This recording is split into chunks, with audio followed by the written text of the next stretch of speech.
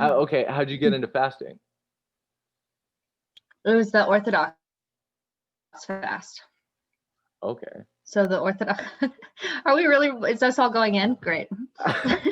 um, If you don't I want didn't realize anything, where I was if you don't want anything in there, we can. starting. That's okay. Stuff out of my teeth. um, yeah, so I did so I've been interested in Orthodoxy lately. So for the Nativity fast, I did the Orthodox Nativity fast. And so Okay. spent the 40 days up to Christmas with no meat, no cheese, no eggs, like no dairy at all, no oil, and no wine. Yeah. So is there like days where so what months are those? I don't know what the like how long the the fast is. So the Nativity fast is the 40 days before Christmas, and then they also do a Lenten fast, which is 40 days before Easter. Oh, that's so And cool. those are sort of their longer, hardcore fasts. I mean, to me, it wasn't too bad. It's like, Yeah. okay, you avoid some stuff for a little bit, and then, you know, but you can still eat, and Hmm. it's very adaptable. Hmm. Um, and they have other like fasts throughout the whole calendar year. But Right. I don't know the whole fast calendar, but I tried to like I did the nativity fast last Christmas, and I decided to do it again this Christmas. And so I'm trying to follow the fasting schedule a little more closely, although I haven't been following it since after that nativity fast. Okay. Okay. And have you found that's helped like boost your, I mean, like connection basically with I mean God or whatever you're trying to like have you found like things in it? Yeah, I mean, I don't know if I would say it's like it's boosting my connection, like I can hear God more necessarily, but I do think there is something to uh, the process of it. And like I used to consider myself Protestant, and I used to fast, but it'd be more like, oh, 3 or 4 days, and it's like no food at all, like just broths and juices. I think the longest one I did was like a week, and I would do them because I'm like, we're supposed to do them, but I had no idea. Like the explanations that I got about the fast really didn't totally strike a chord with me. But I was like, okay, it's just part of it. You do it, and maybe something will happen. I don't know. I never necessarily felt anything super connection to it, but I do it. But when I started to explore Orthodoxy, they talked about the fast in a way that like they take away those foods because of the physical, and by clearing yourself of fatty, rich foods, it gets yourself in a physical place to be spiritually ready for the coming holidays. So it's sort of just like really simplifying and purifying your body so that you can, you know, uh, kind of make sense of the the festivals The or like the holidays. holidays, and then um, yeah, just really kind of strip away all of the excess and get to simplicity. That's really awesome. That's really awesome. Because yeah, I didn't think of it like I thought of it. I didn't think of it in terms of like preparing for being able to like take in or understand the festivities. That's yeah, that's different. Yeah, it's kind of just preparing your body, and then like when you get to those festival days where you're celebrating and you're feasting, like there's a greater appreciation for all of that because you've denied yourself these pleasures and these rich foods, and now you come in and just there's like a celebration of that, or at least that's how it's sort of been explained to me. Yeah, yeah, yeah. And I was actually thinking about that. Like, me and Andrea talked about it for a second, when we talked. But it was like, what is the I guess fasting. We didn't talk about it in context of like orthodoxy, just fasting in general. Like how, like, is it for the experiences when it's both, but like is it more for the experiences when you're fasting, or is it like to appreciate the feast? And I think like it definitely all comes together, but I think different people might like take different things out of it, depending on Yeah. like, yeah, their temperament or I mean, it's probably both, right? Mhm. I mean, and I don't know what the Orthodox perspective would be. Like, I wouldn't give a hard answer on what they would say. But I mean, I think there's something to the effect of like when we deny ourselves and, get rid of these luxuries, we then use those times when we're craving those as a reminder to connect with God and pray and, remind ourselves what that Yeah. lack is for as a connection to something bigger than ourselves. But then I also think it's also the appreciation of when we strip those things away from ourselves and we have the control. The appreciation of those things is also very good to like celebrate in those good things. Mhm. Yeah, yeah, and I think okay, so I think that when like Saint Basil, he talks about fasting a lot. And it was just this point of like, oh, when you don't have something, what you have is like is gratitude and God, like gratitude to keep you uh like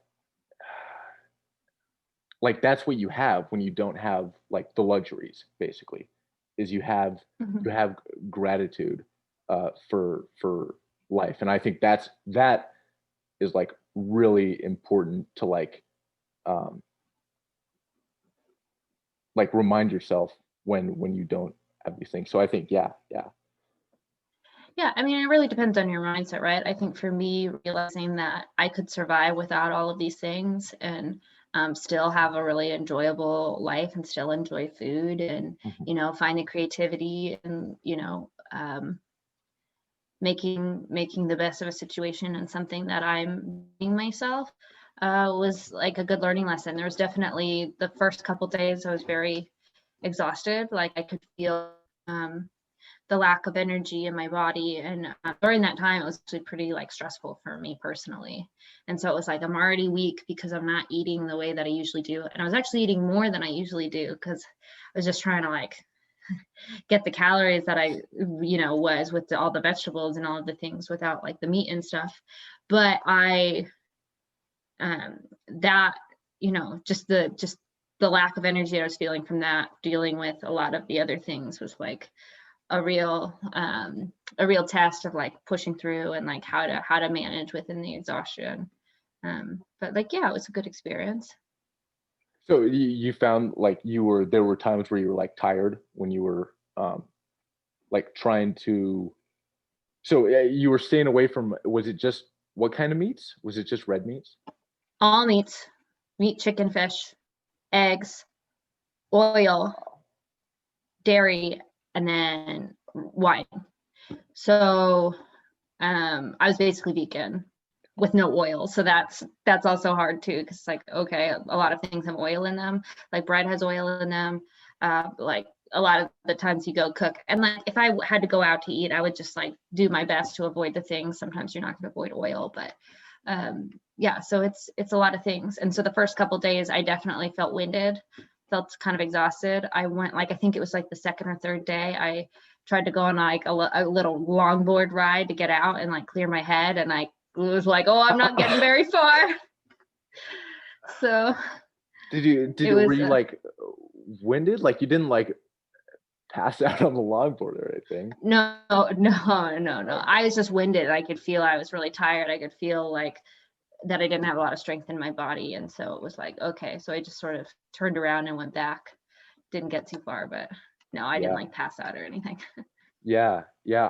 I'm like when you're talking about it, like I'm remembering times like not having food, and you definitely like I remember the thing I remember is waking up being like clear-headed, but also like really like just I enjoyed the morning a little bit more. Like when I would Mm. go to sleep tired and like not exactly.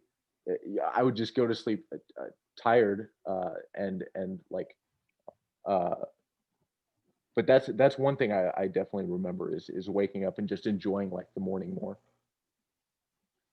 Yeah, I mean, I think it depends on the person. Some people really struggle with fasting. Like I remember when I was in Protestant churches, people would have a hard time going, you know, one day without eating food. And I would go like a week and be like, it was uncomfortable, but it was sort of like, hey, I'm just doing this for a certain amount of time and then it's fine. So it wasn't like always super difficult for me. There were moments where it was like, ugh, but Mhm. it never felt like a huge struggle. I think especially with the Orthodox fast, it's like I can eat, like I have to eat more vegetables and beans and things, but like I can eat, like that's fine, you know. Right, And right. I mean I enjoy vegetables, I enjoy beans and stuff, and like I like meat. I would prefer not to give it up, but Yeah. yeah, it's Dude, I would it cry. wasn't. I would cry, giving up. Well, I mean, I think it would be much harder for me if it was like I had to give it up forever. I think that Mhm, would be very difficult. But in this mhm. idea of like, okay, it's 40 days without chicken. I can do 40 days without chicken. Yeah. Like sometimes it sucks when like Thanksgiving. Thanksgiving was really hard because, you know, you're like there's the turkey and the mashed potatoes and all the stuff you can't eat. And Mhm. like Thanksgiving's my favorite holiday. So that was hard. But like, you know, I just eat some vegetables, got a yam, you know, and just like powered through it. And like there's some things about like the spirit of the Orthodox fast um for like hospitality. They say, you know, it's not in the spirit of the fast to deny hospitality. So if you go over to Mm. dinner and somebody makes you a chicken dinner, like eat the chicken dinner. Don't be like, oh, Right, I'm fasting, you know? So right, it's like right. there's some allowances, you know, but like I try not to, like I didn't want to like push that. So Thanksgiving I didn't, but I did go to dinner at my aunt's house once and she had like this it was like this ziti pasta with like wine and like beef and like sausage. It was really good. And I was like, okay, I'm not going to be like, oh no, I'm not going to eat like that. Just wouldn't, I just wouldn't feel Right, comfortable with that. So I ate it, but I just ate my one portion and like I didn't, I tried to stay within the spirit of the fast where I'm not going to just like, oh, go ham because, right, you know, someone's giving right. me food. Or try and set up more dates where you're invited over. Right. Well, that's why with my family, I'm like, I'm not like my immediate family. I'm over at my family's too much, and they want to give me hospitality too much to try to bend the rules and say, oh well, it's hospitality. You know, Mhm. it's like, you know, if I go out with them or something, it's like, okay, can we go somewhere that I can eat something? And you know, usually that was pretty easy, especially nowadays. Yeah, yeah, yeah. I remember that when I was like, I don't do it as much, but there was always, I don't know if like you remember. I don't even know how old you are exactly, like, but like when I was, do you want to? Okay, let me guess. I'm fine. I'm 20. You're 28, right? 29, 29. Yeah, I'm 28. Okay, okay, 28. okay, okay. So I remember there was this thing growing up where it was like, I felt like I had to, like when I was like trying to, um, like I realized like the low carb thing I picked up accidentally from my aunt, one of my aunts, and then because I was like exercising and I was like trying to like stay uh really, like I was trying to stay low um for like sports, but mostly just for me. And then I remember there was this thing where I was when people would say, "Oh, just eat the cake." I remember there was this thing where it was like, "Okay, I want to," but then also this teaching from it was like, "Oh, they only want you to eat it because they can't like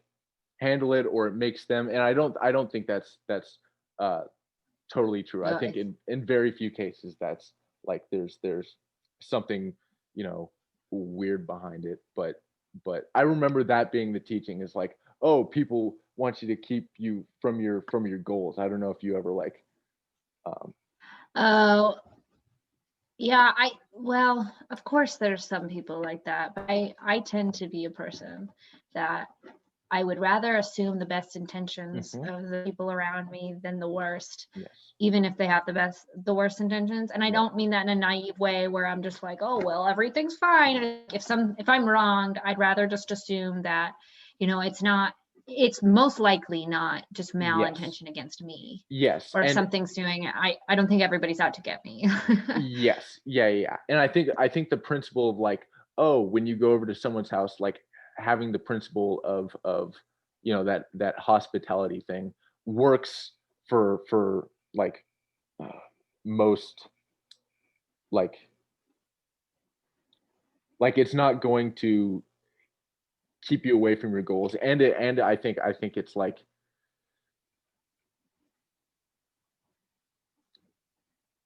something good there. Like you don't have to like be I mean you can, but I don't think you have to like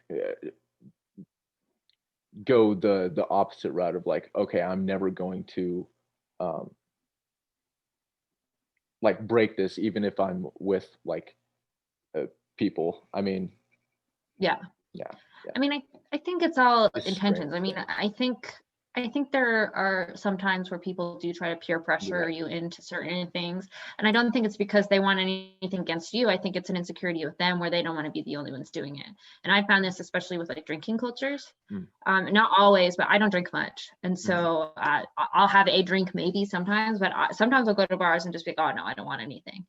And I've been in certain groups where that's very weird. And it's like this pressure of like, you're not going to drink anything. Like, and there's like this sort of like animosity. And I don't think it's anything against me or like trying to Right. get me away from my goals. I think it's just a thing where it's like people don't like to drink alone. And that's, I guess, understandable. So, it's just a balance. And I think there's this balance of being able to be amenable and hospitable on one hand, but also be willing to, let people think you're not in Right. exchange for like the things that you're doing. It's all a balancing act. Yeah. And sometimes you abstain, sometimes you don't. It's just depends on, where you're at in that moment. I don't think it's a case to you know, be made one way or the other, black and white. Yeah. Yeah. Yeah.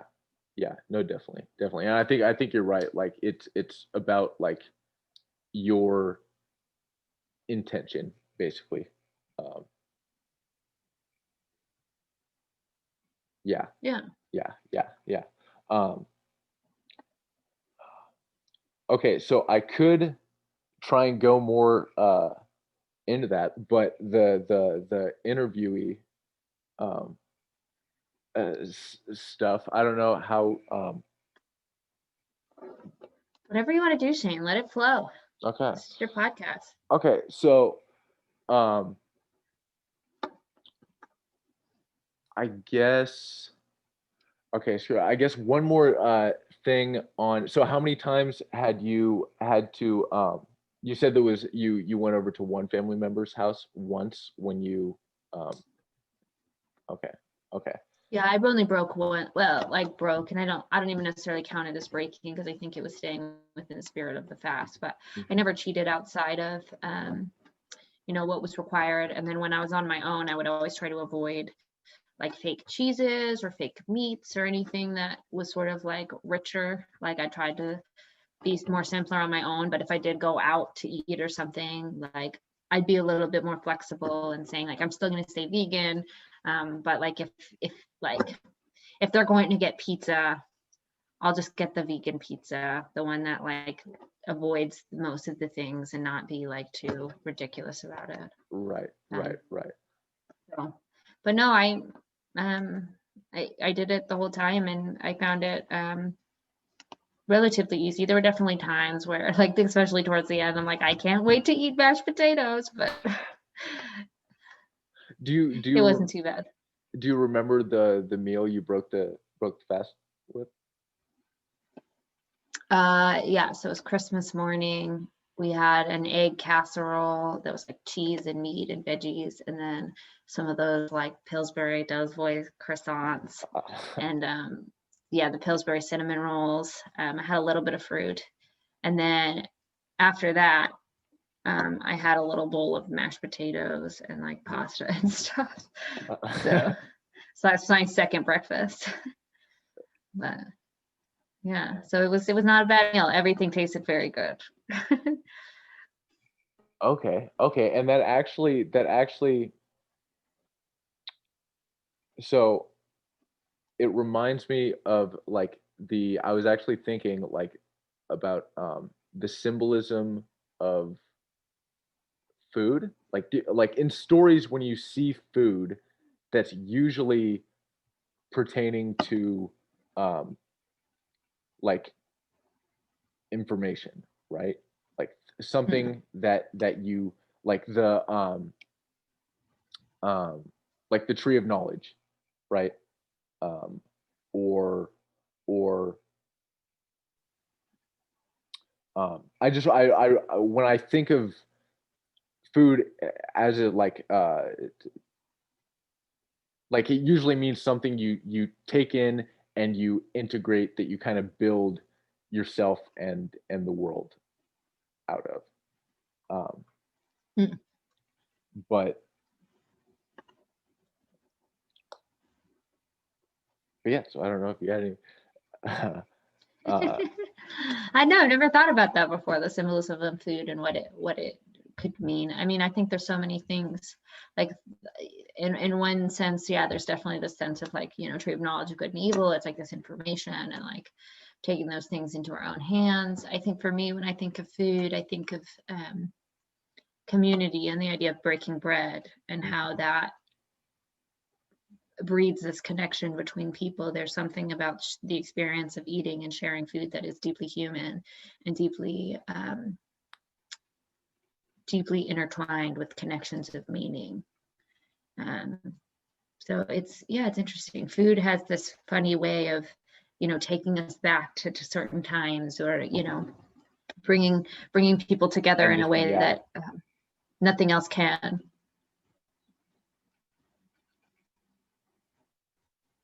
yeah, no, I totally agree. I was thinking about that um uh, uh the other day. Huh.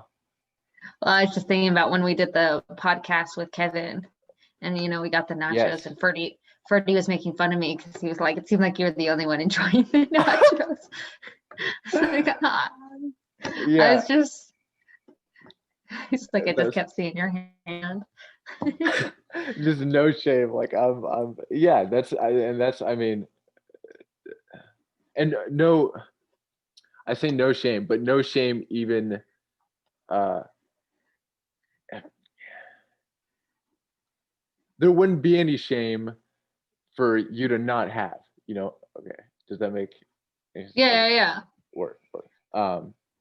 But but yeah, no, I was thinking about that, like um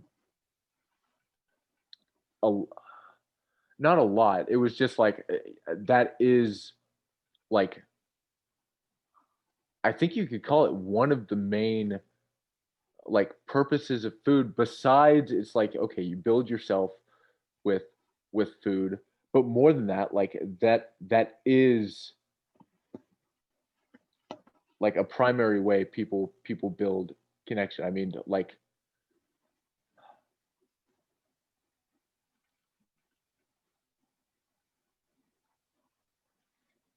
Yeah, I yeah, mean, there's totally something agree. so deeply ingrained in just this idea of like sharing a meal. And like there's and I don't know, maybe I just love food. It's like, as I'm like, gnawing on chips before I get onto this interview with you. Like there's something to me that has this enjoyment of food and just um the pleasure you get from like consumption. Yeah, and But Peterson talked about how Peterson talks about how Eric Neumann talked about the spiritual, like there's associated with eating food when like you're hungry, there's a spiritual transformation takes place.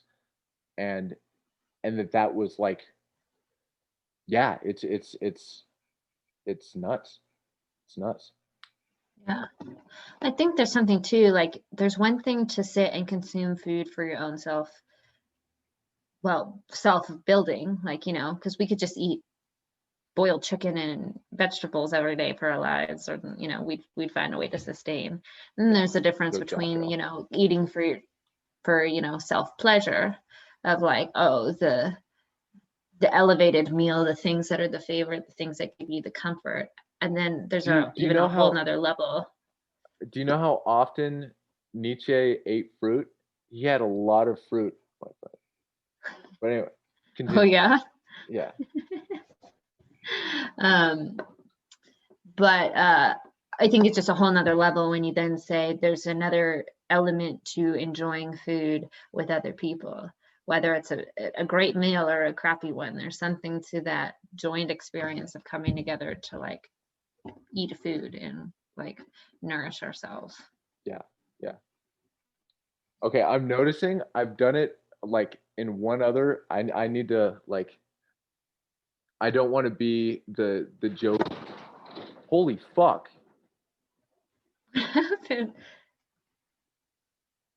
Are you okay? The Is that a whole drive-by?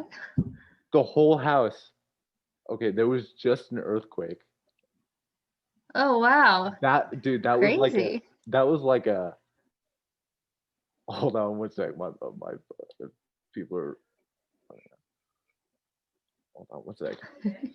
Yeah. Yeah, I know. Wow. Fine.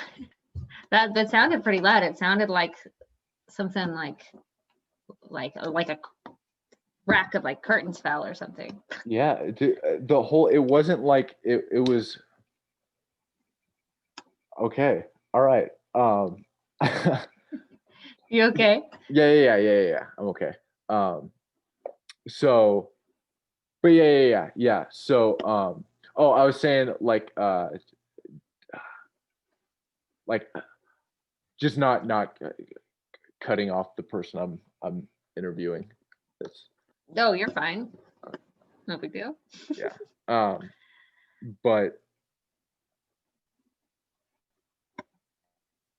yeah. Okay, so when you said like enjoying like even a crappy meal with somebody, so that just like I thought of like you know well so there's actual good nachos, and then there's like your I don't know, playing video Gas games with a station nurse. yeah playing video games with a buddy, and you freaking uh microwave nachos, cheese and Uh-huh. microwave. Those are actually they're probably they're not they're probably one of my favorites. If Yeah, yeah. if But you're honest with yourself. Well, that's a thing. I think for me sometimes it's like I have these like ritual eating experiences, whether it's like friends, roommates, where sometimes we go and we eat really crappy food. Like a lot of the times I like those Jack in the Box tacos. You know what I'm dude, talking about? The ones for two for like $1. They used to be two for $1. They're a little more now, but they're weird. They're like these deep fried things. There's this mystery meat. They put a craft single in there, and like they're exactly what you would think about them. But there's something about them, the price, the taste. There's this quality that like I love, and like I know other people love too. And it's not like I'm like this is great, delicious food. It's right. just one of those things where, me and my roommates used to go and like go to Jack in the Box, get like 6 tacos each, and we would just sit and eat them. And there was something about the bonding experience of eating crappy Jack in the Box tacos and White Claws. It's just like the memories of those things. Yeah, It just seems so silly, but yeah, um, there's like a meaning to it, and there's something deeper than just like the quality of the food that we were eating and like what we were like nurturing in our bodies, yeah. because that's probably not food you should eat. Well, it's like okay, so you have a good quality meal, right? But then you have okay, then there's also the I can't afford much, but this is gonna be like A delicious, feast. and this is gonna be a feast, it's gonna be a feast, but I have to uh em- embrace. There's gonna be 1% of it that's gonna be like it's gonna be like a little bit gross, but no, it's not. It's not even. It's Jack in the Box tacos. That's. No, gross is the right word. It's a little gross. But it's And like, but that's part of the experience, right? Like if it was like clean and fresh, it wouldn't be as like much of like your little guilty pleasure where on, the middle of the night you go and you just like enjoy your tacos. And like a lot of people like dope Jack in the Box tacos is like a drunk meal. It's not for me. Like I'll sometimes have a drink with it, but like I'm not like getting drunk. I just like the tacos for what they are. I don't think they're like exceptional tacos or like a culinary treat, but they're like there's something to experience with other people, especially people who've never had them. I've never suggested a Jack in the Box to someone and they like not at least enjoy it for what it is. Maybe Luke would be the only one. He'd be like, I'm not eating that garbage. Yeah. Oh man. Yeah, I don't know. And then I think there also is like something to going, relatively long periods of time where you don't, it's like there's that stuff, and then going like relatively long periods of time where it's like, okay, I'm not going to like, just challenging. It's like I don't know, those Exodus 90 folks, what they're doing right now with social media. Um, Mm-hmm. and there's something to be gained there too. Yeah, well, and that's the thing I think too with like the fasting and everything. Like if I ate Jack in the Box tacos every day of my life,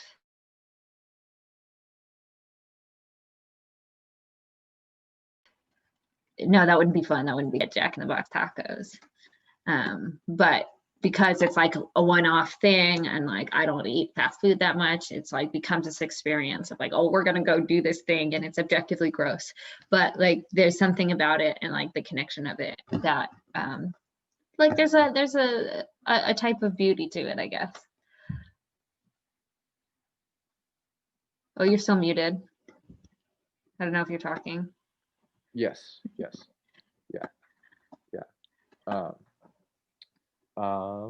Okay, so I think, oh, I don't even know how long we've been going, but yeah, like I think that's like, I mean, anything else on